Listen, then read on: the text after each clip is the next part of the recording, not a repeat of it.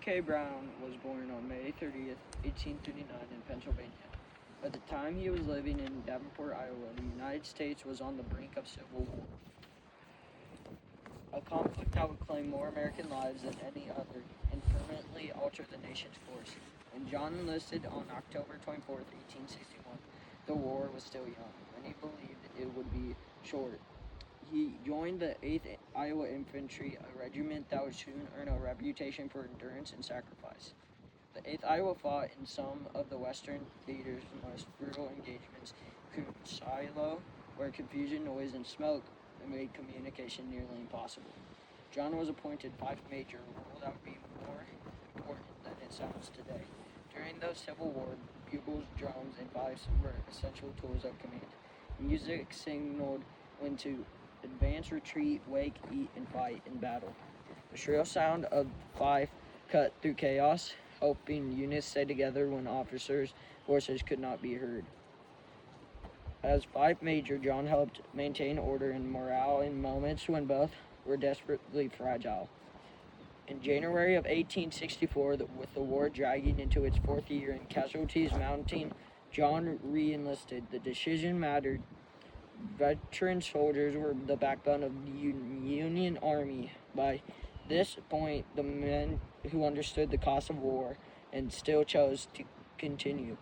Later that year, on July 1st, 1864, John was reduced to the ranks and returned to Company D, reflecting the shifting needs and hardships of wartime.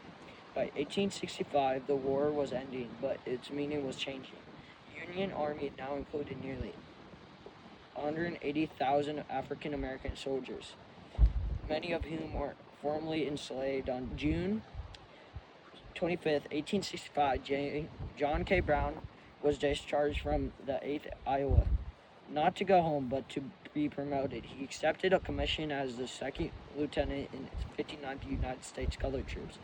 This was no small responsibility. White officers in the U.S. Colored Troops Regiment were expected not only to lead in combat, but to navigate deep racial prejudice, unequal pay, and skepticism from both civilians and fellow soldiers.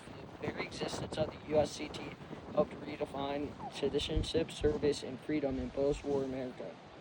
By serving as an officer in 59th, John stood at the center of the transformation.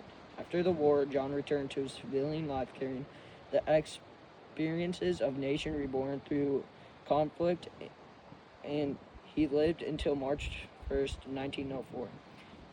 And today he rests here in Elmwood Cemetery, a Civil War veteran whose service reflects the evolving purpose of the Union Army and the changing meaning of freedom in the United States. As we pause here, we remember John K. Brown not only as a soldier, but as a witness, participant in one of the most defiant chapters of American history.